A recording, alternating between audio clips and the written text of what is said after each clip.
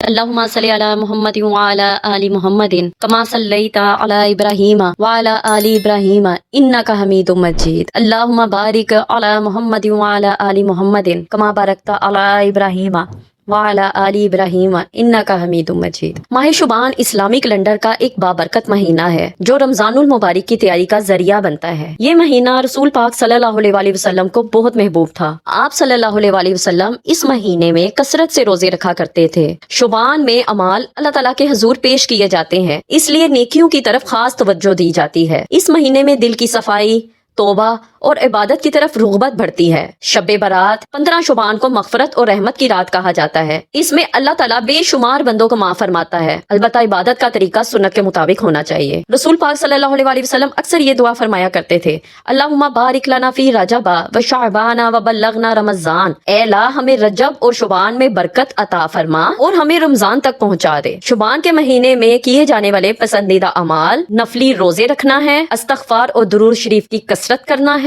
قرآن پاک کی تلاوت کرنا ہے اور دلوں کو کینہ، حسد اور بغض سے نکالنے کی کوشش کرنا ہے، اور سب سے بڑھ کر گناہوں سے سچی توبہ کرنا ہے.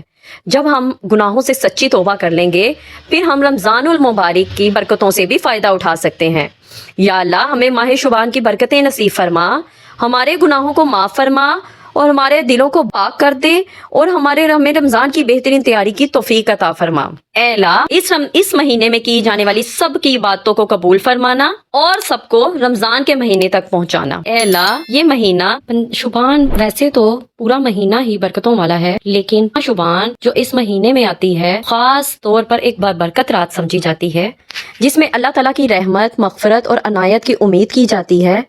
یہ رات توبہ، دعا اور دل کی اصلاح کی بہترین گھڑی ہے. اس رات اللہ تعالیٰ اپنی مخلوق پر خاص رحمت فرماتا ہے. گناہوں کی معافی مانگنے والوں کو بخشا جاتا ہے، بندوں کو اللہ کی طرف رجوع کرنے کا موقع ملتا ہے، دلوں کی صفائی، حسد، بغض، کینہ چھوڑنے کی ترغیب ملتی ہے، رزق، زندگی اور معاملات کے لیے دعا کی جاتی ہے. سب سے پہلے مغفرت کی دعا. اے اللہ تو بہت معاف فرمانے والا ہے، معافی کو پسند کرتا ہے، مجھے بھی معاف فرمانا. توبہ کی دعا. اے اللہ مجھ سے جو گناہ ہو گئے ہیں ان پر سچی توبہ کی توفیق دے اور دوبارہ ان کی طرف نہ جانے دے. رزق کی دعا. اے اللہ مجھے حلال اور بابرکت رزق عطا فرما اور اپنی رحمت سے نواز. دلوں کی صفائی. اے اللہ میرے دل سے حسد، بغض، کینہ اور نفرت نکال دے. ہدایت کی دعا. اے اللہ مجھے سیدھے راستے پر چلا اور اس پر قائم رکھ. حفاظت کی دعا. اے اللہ مجھے اور میرے گھر والوں کو ہر آفت، بیماری اور گناہ سے محفوظ رکھ. بس اپنے دل کو پاک صاف رکھ کر دعائیں مانگنی چاہیے، خاص طور پر توبہ کی دعا، تاکہ ہمارے آنے والے راستے جو ہیں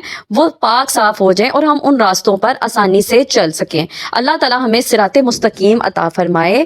اور اصل چیز اخلاص ہے، کیونکہ وہ دلوں کے حال جانتا ہے. اخلاص کے ساتھ دل سے توبہ کرنی ہے، درود کی کثرت کرنی ہے، استغفار کی کثرت کرنی ہے اور نفلی نمازیں جتنی آسانی ہو اس طرح پڑھ لیجئے. اس شعبان کے مہینے میں زیادہ سے زیادہ برکتیں سمیٹنے کی کوشش کریں. باقی اللہ تعالیٰ آپ سب کا اور میرا حامی اور ناصر ہو، اور اللہ تعالیٰ ہم سب کی دعاؤں کو قبول فرمائے. آمین ثم آمین.